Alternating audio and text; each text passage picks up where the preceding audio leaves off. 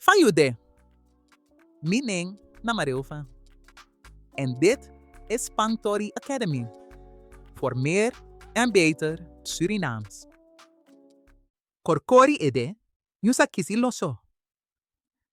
Een mooie Surinaamse spreekwoord met een luis erin. Wat me opvalt is dat er veel spreekwoorden in het Surinaams zijn met dieren. En dieren, ja, net als mensen, ze hebben bepaalde eigenschappen. Maar wat betekent deze ode eigenlijk?